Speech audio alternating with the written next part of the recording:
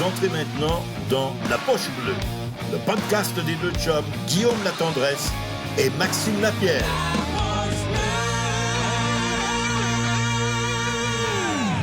Ben là, c'est le père à Guillaume qui va rentrer avec nous autres. Le papa Guillaume. Guy, comment ça va?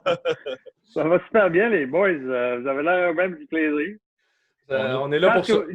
Une chance que vous faites juste un show par semaine. Oui, parce que c'est pas bon pour la ligue, Guy, je vais te le dire tout de suite. J'ai jamais bu de même de ma vie le jeudi soir, à part dans le temps que je jouais pour toi.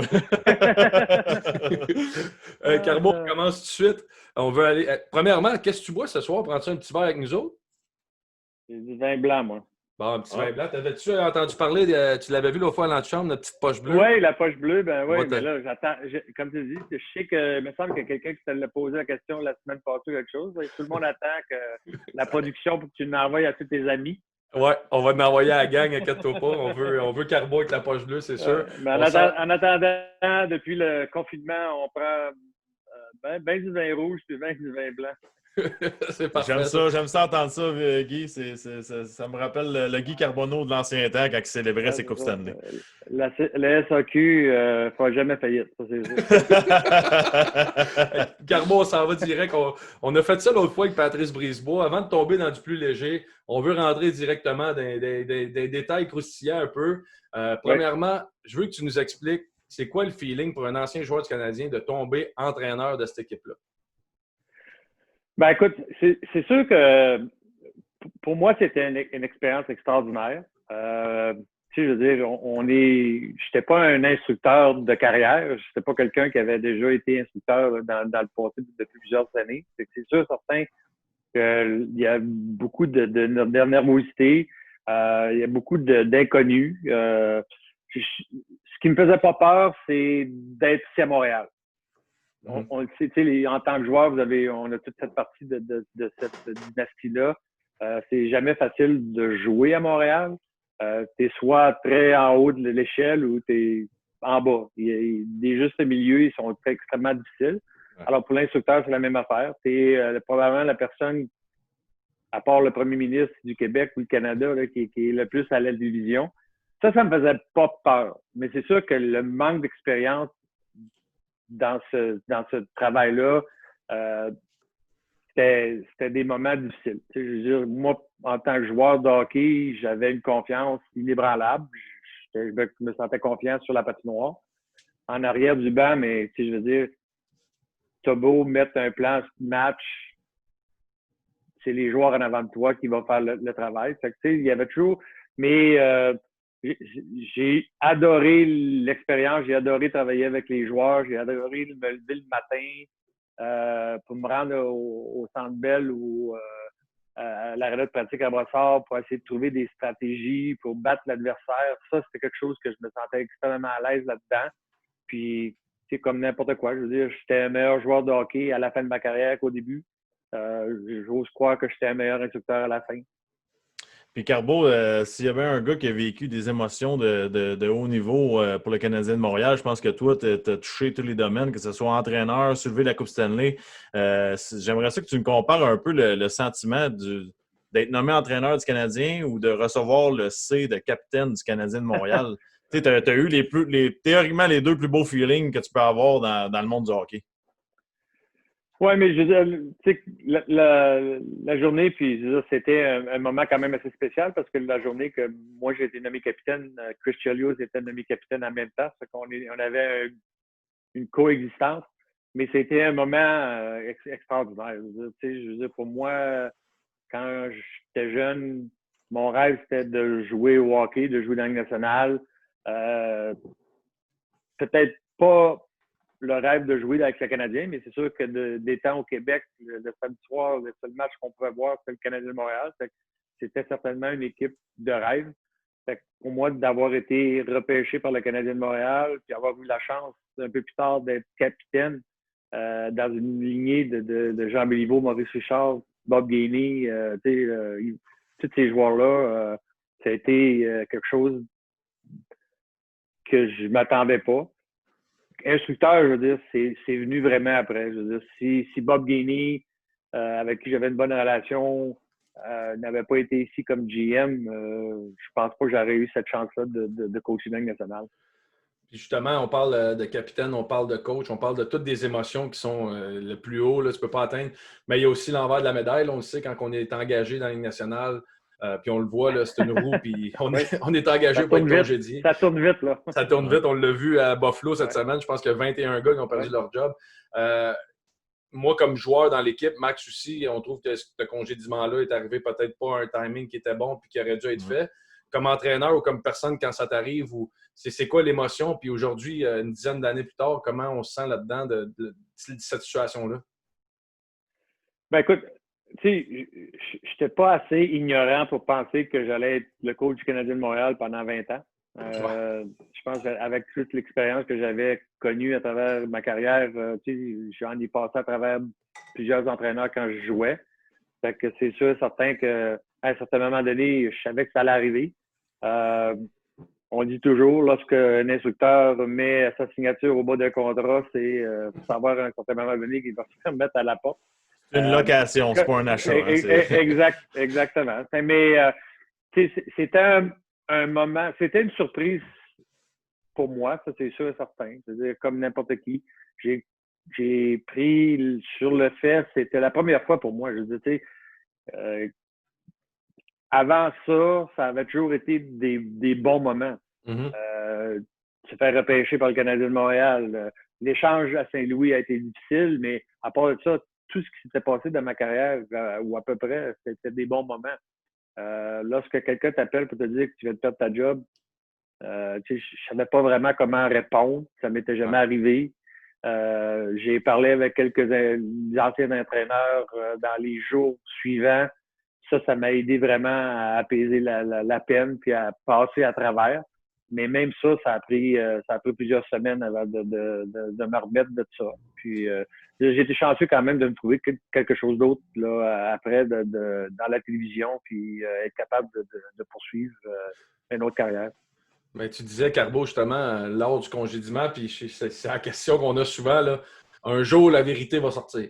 Puis là, on est 10 ans plus tard. Mettons, là, tu peux-tu sortir en poche bleue que notre show, il explose dans main? C'est parce que je l'attends encore, la réponse. Quand j'ai parlé tout à l'heure j'ai eu la chance, lorsque j'ai commencé ma carrière, de jouer avec commencer ma carrière avec des gars comme Larry Robinson, Bob Gainey, Mario Tremblay, des joueurs, Guy Lafleur, des gars qui avaient gagné la Coupe Stanley.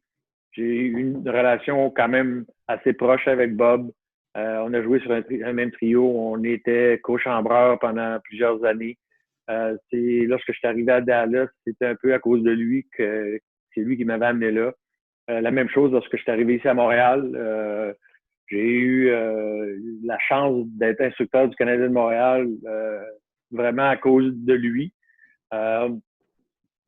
Malheureusement, c'est lui qui a pris la décision de changer d'instructeur pour ça. Puis, moi, je suis une personne quand même assez directe. Je suis une personne quand même qui est fair, mais c'est un gars qui va à la guerre avec moi, c'est un gars qui va à la guerre. Puis c'est ce genre de personne-là que je respecte énormément. Puis pour moi, j'aurais aimé, lorsqu'on m'a mis à la porte, j'aurais aimé ça qu'on me donne la raison pourquoi. J'aurais aimé qu'on me dise t'es pas bon. Au moins ça. Même si c'est pas ça que tu vas entendre, au moins tu sais pourquoi. Un peu qu'est-ce qui s'est passé. Je comprends la dynamique maintenant.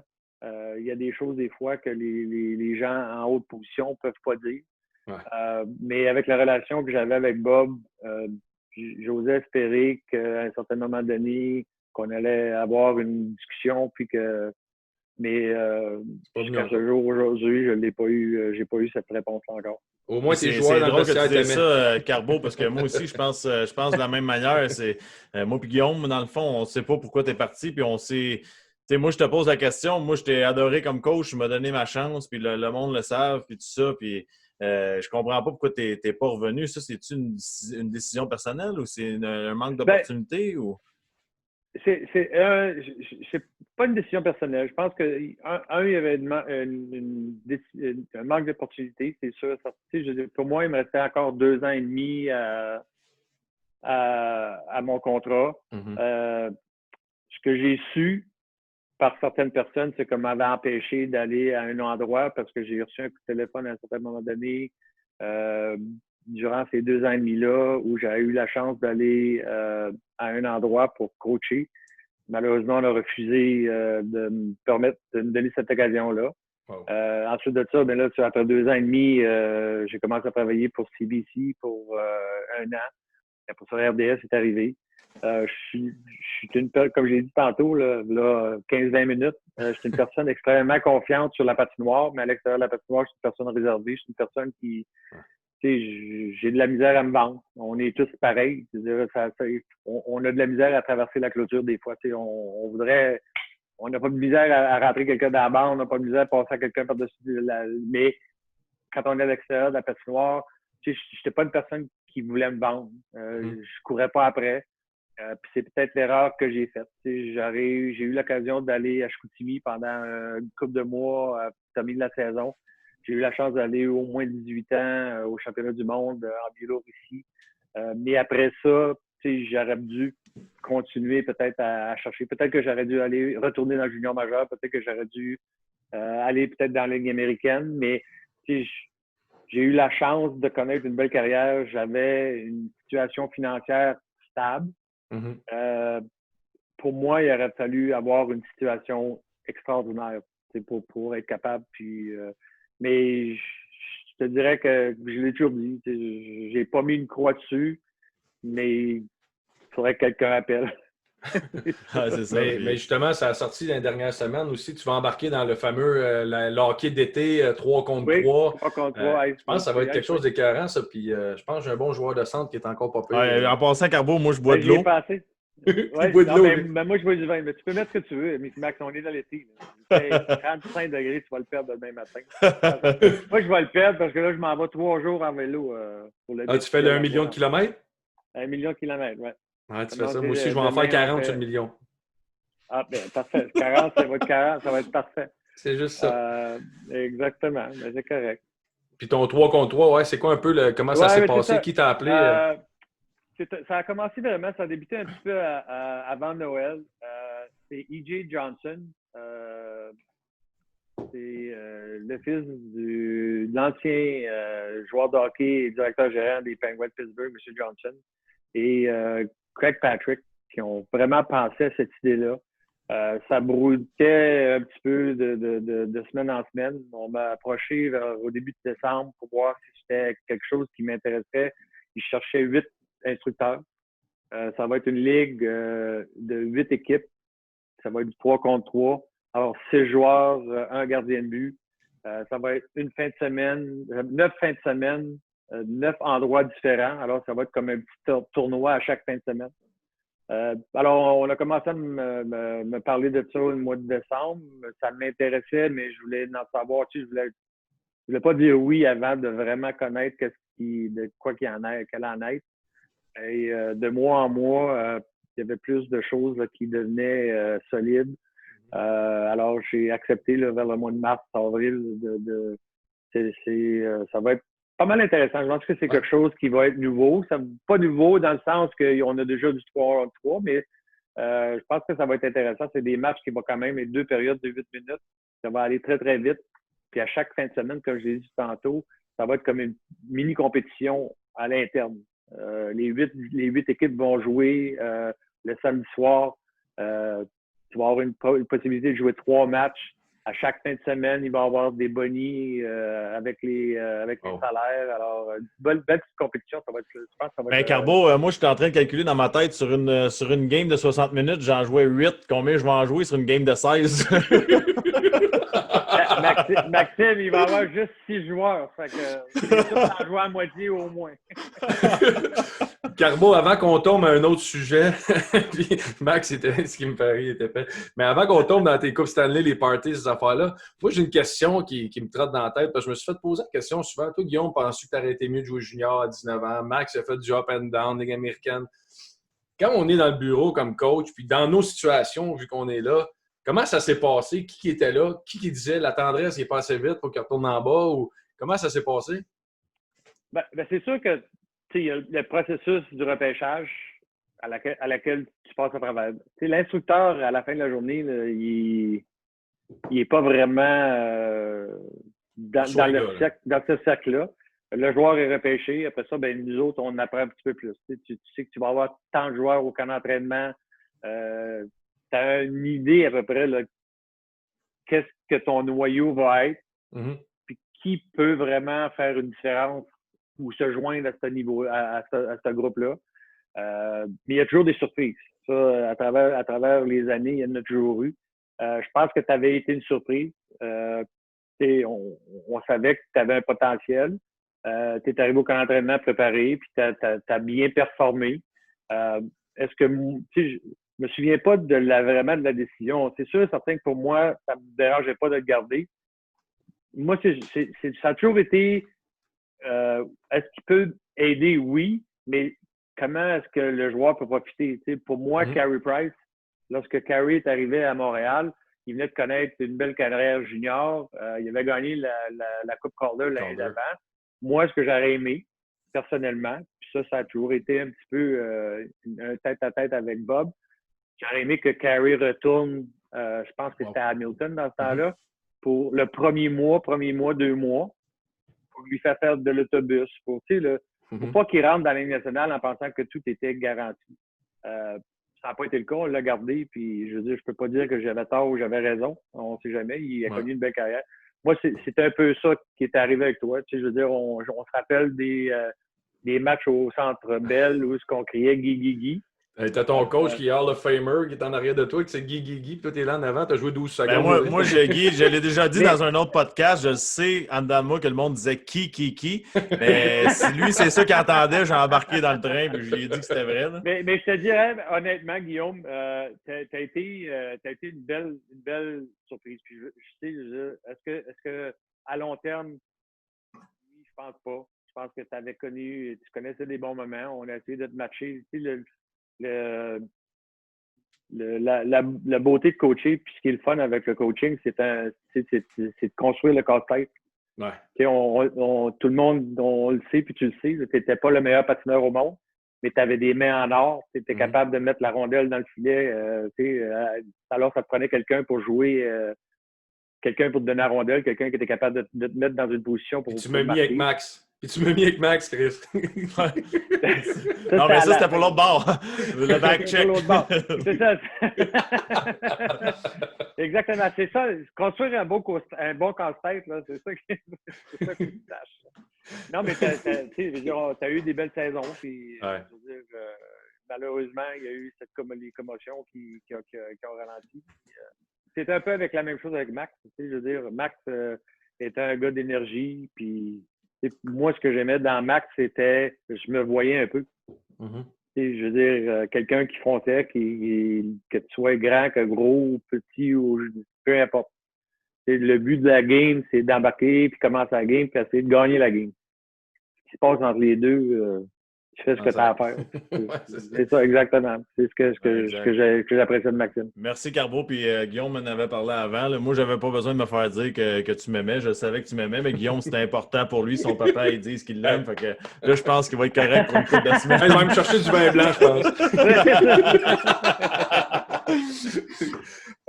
Carbo, t'as fait la plus belle chose qu'un joueur de hockey peut faire. T'as gagné la Coupe Stanley pour le Canadien de Montréal. T'as fait des parties. Je te lance ça directement. On a eu Chris Letang qui nous a dit qu'Al Gill il était tenu dans la chute à Pittsburgh avec 2 bouteilles de champagne. Peux-tu battre ça? Non, je peux pas battre ça. Non, vraiment, là, c'est difficile à battre. Je dirais que la première, on l'a gagnée à Calgary. Puis comme tu sais, je veux dire, on a eu ça a été quand même une belle soirée, mais on était dans l'avion la majorité du temps lorsqu'on est revenu à Montréal. C'est sûr que le lendemain, les journées d'après, pour moi, la première, comme je dis à tout le monde, c'était la plus belle parce que c'était ma première. Tu te bats depuis que tu es tout petit pour essayer de gagner la Coupe Stanley. Malheureusement, avec ce que je sais aujourd'hui, on dirait que je ne l'ai pas apprécié. Ça a tellement été à 100 000 à l'heure. On est parti d'une place à une autre. Je pense pas vraiment apprécier tout ce qui se passe. La parade, Je l'ai dit, là, on est parti du centre-ville, dans le Vieux-Montréal, aller jusqu'au Forum. Je pense que ça a pris 7 heures, c'est pas pris 8 heures. Dans des convertibles à 100 degrés. Je peux te dire que lorsqu'ils ont présenté les joueurs sur le stage, il y en avait une couple qui titubait. Puis il y avait besoin d'autres personnes pour. Mais tu sais, chaque coupe a eu des beaux moments. Je veux dire, en 93, on a eu la chance de le gagner ici au Forum de Montréal. Ça, c'était extraordinaire. Malgré le riot qu'il y a eu à l'extérieur, puis toutes les vitres qui ont été cassées, puis les véhicules qui ont été brisés. Ça, c'était quelque chose. Dallas, c'était une autre chose. Lui aussi, c'était la première Coupe Stanley. On a eu, je sais pas si vous aimez la musique, là, mais Pantera, c'est un groupe quand même assez rock. Là. Ouais, quand même. Heavy rock. Ouais, puis Vinnie Paul était un maniaque de hockey. On lui avait demandé pendant les séries éliminatoires de faire une petite tune pour qu'on puisse se motiver avant les matchs.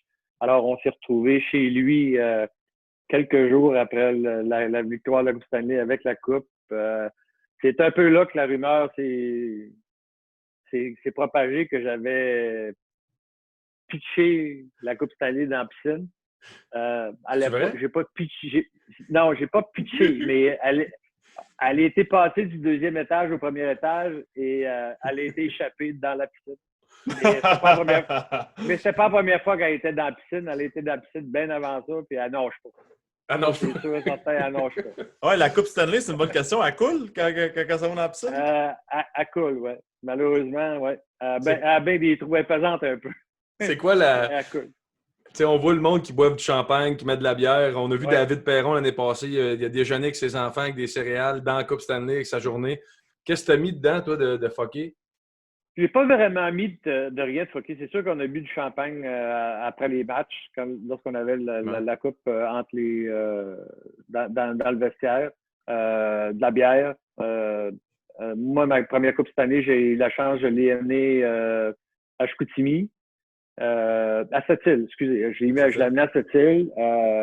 La deuxième, je l'ai amené à Chicoutimi. La troisième, malheureusement, pendant les séries éliminatoires, mon père est décédé entre la série entre Edmonton et Saint-Louis. Alors, j'avais comme promis dans ma tête que si jamais on gagnait la Coupe Stanley, que j'allais me ramener à Sept-Îles puis l'amener sur le tombeau de mon père. C'est ce que j'ai fait. Bon. J'espère. J'avais une joke avec ça, mais là, elle est moins bonne que tu peux la mettre correct. J'allais dire, j'espère que tu l'avais appelé pour aller. Tu l'as pas fait venir à Montréal pour conduire jusqu'à là-bas puis revenir parce que 24 heures, quand tu fais 16 heures de route. Hey, Guillaume, le bouton Escape sur ton clavier il est à gauche en haut. Juste si jamais tu voudrais te sauver. Ouais. Je veux, Carbo, je pense qu'on n'a pas le choix d'en parler. Là. C'est drôle. Ta fille sort avec Brandon Morrow. Tu as joué, c'était un de tes coéquipiers. Quand tu as appris la nouvelle, c'est quoi la meilleure affaire que tu as pu y dire? As-tu dit ça comme un coéquipier ou tu as dit ça comme un beau-père? Ben, c'est comme une situation drôle. Brandon était repêché par les Stars. Il a fini sa carrière. Il est venu au camp d'entraînement. On a décidé de l'envoyer dans la Ligue américaine. Il est vraiment arrivé avec les Stars vers fin octobre, début novembre. Je dirais plus mi-novembre. Et lui avait une blonde. Je ne me rappelle pas d'où elle venait. Puis ma fille avait un chum de Dallas. Et lorsqu'elle a commencé à jouer avec nous autres, là, on a eu un party de Noël. Pas de blonde, pas de petit. Il était on a pris une petite jasette là. Après ça, au party du Super Bowl, c'est là que j'ai su que lui avait plus de blonde, puis ma fille avait plus de chum. Puis là, ben, se sont parlé pas mal longtemps, pas mal toute la soirée. Puis là, ben, la semaine suivante, le Super Bowl, là, j'entendais souvent son nom parce que ma femme puis ma fille se parlaient beaucoup. Fait que là, j'entendais beaucoup le nom de Brandon. Puis dans la chambre, je sentais un petit froid quand les joueurs me rencontraient, puis quelque chose qui se parlait. Là, quand je l'ai réalisé à un moment donné, c'est moi qui est allé voir Brandon, puis il a dit, écoute, je sais que tu étais intéressé là, à sortir avec ma fille, il n'y a pas de problème, c'est correct. J'ai eu la chance de te connaître pendant 3 mois. Je pense qu'elle a déménagé de la maison la semaine d'après.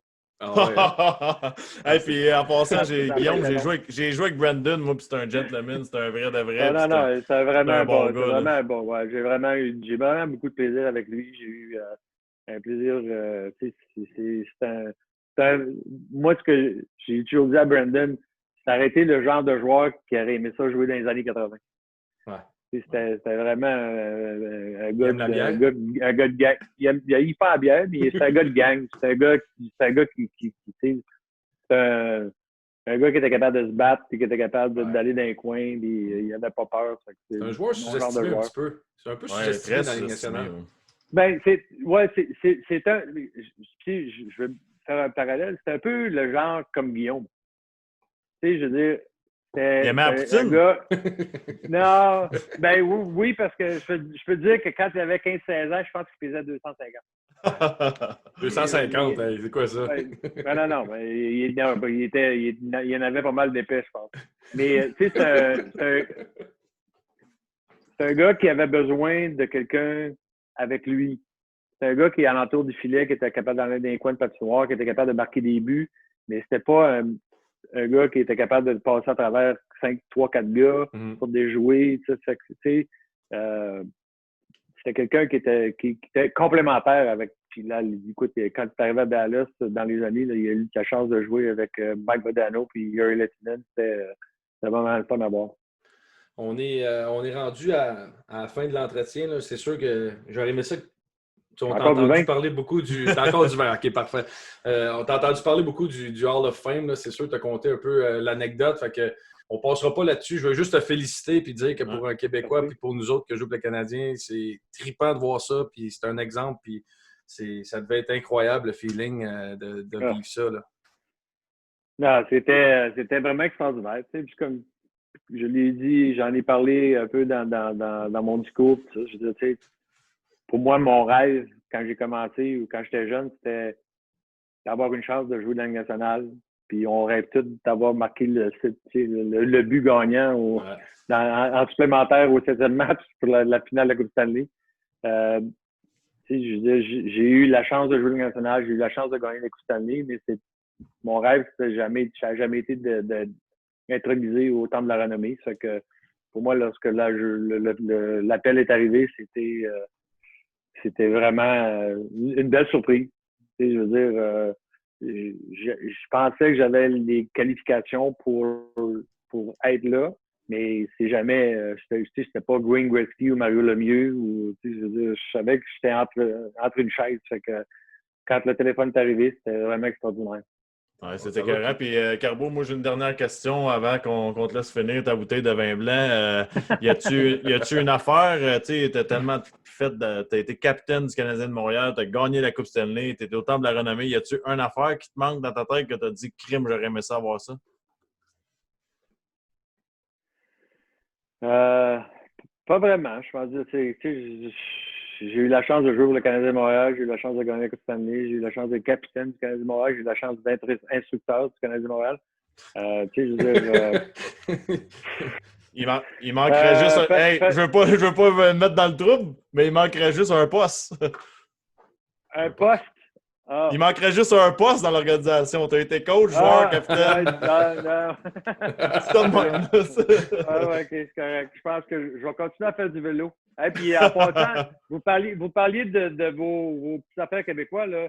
Vous connaissez ça, David Lemelin, vous autres? Oui, ben oui. Oui, Reboost.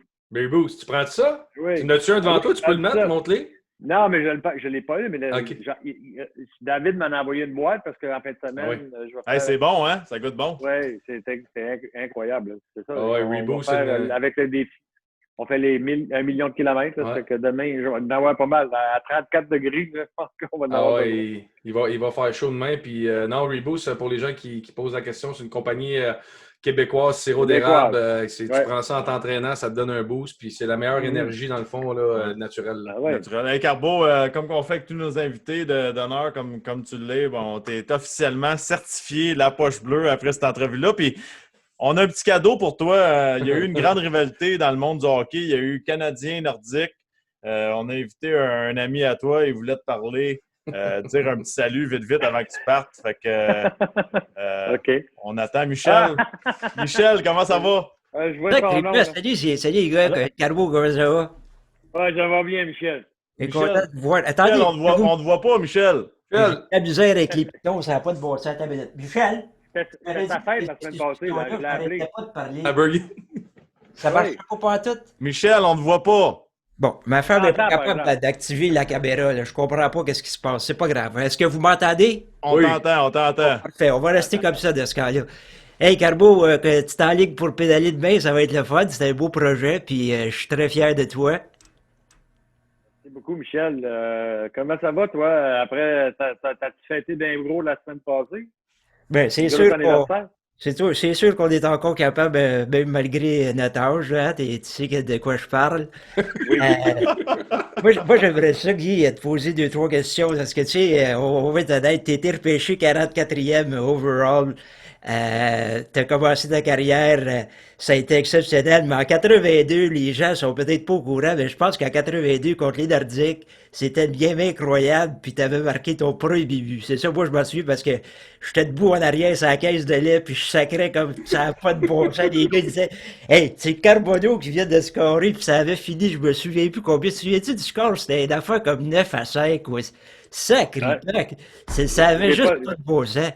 Oui, mais Michel, je comprends pas que tu sois surpris de même. J'ai joué 3-4 ans junior contre toi quand tu coachais à Trois-Rivières, puis j'en ai compté pas mal bien plus. Non, je comprends, mais t'aurais pu te garder une petite gêne puis compter contre une autre équipe. Là, je suis ça, j'ai dans la mémoire à tous les soirs, il y a des gars qui me disent Carbonneau, il a compté son premier but contre les Nordiques de Québec. Sacrifice, ça n'a pas de bon sens. Moi, je vais te dire, tu viens de te faire pogner à tabarouette. On est content de t'avoir sur le show, mon grand. Demain, tu vas enfiler ton petit maillot serré, là, tu vas sortir tes fesses, tout le monde va être alentour, va prendre des photos. C'est vraiment très capoté de vous voir aller. Mais, hey, attends, peut-être, Carbo, va te poser d'autres questions, là. C'est sûr que ça n'a pas le même effet quand tu fasses des beaux jeunes hommes versus, tu sais, un bergeron un petit peu fripé, là. On va s'entendre. Mais pour vrai, quand tu as joué contre les Nordiques, Peter, Marianne ou Anton, qui te donnait le plus de misère? Les trois, là, sérieux, c'est qui te donnait le plus de misère? Ben, par 1 000, c'est Peter. Peter, là, c'était... Tu sais, tout le monde me demande la question, c'est qui le joueur de centre que tu as lu le plus discuté? C'est sûr que Wayne Gretzky, Mario Lemieux, à cause de leur vision, à cause des gens avec qui ils jouaient, là. Mais les deux, un gars comme Peter Stachny, Marc Messier, Ken Lindsman, pour moi, physiquement, en plus d'être intelligent, physiquement, c'était des... Peter, là, il me dit, on dit tout le temps que c'est moi là, qui donnait de la misère, mais lui, s'il donnait une tape, là, il n'y avait pas de misère à t'en redonner un autre. Il était généreux. Pas de difficulté à te donner des coups de bâton non plus. Hein. Fallait très bien quand il était Hey, Carbo, avant que tu partes, je te présente Martin Dubé. C'est un imitateur. Il a un beau talent québécois. On l'a amené dans le show. Puis, on a fait Ginette à Michel Terrien la semaine passée. Michel Terrien aussi s'est fait poigner. Il pensait que Ginette a chanté l'hymne national pour vrai. Fait que, bonne soirée. Merci infiniment d'être venu à notre show. C'est un grand honneur pour La Poche Bleue de t'avoir reçu. Ouais, belle entrevue. Félicitations. Merci beaucoup, les gars, de m'inviter. Puis félicitations encore pour votre show. Vous êtes pas mal bon. Merci Carbo. Bien gentil. Salut RDS. OK, bye, bye. Bonne soirée. Salut, bye bye. À bientôt, les boys. Salut, Marie-Marc. Good job, man. Good job.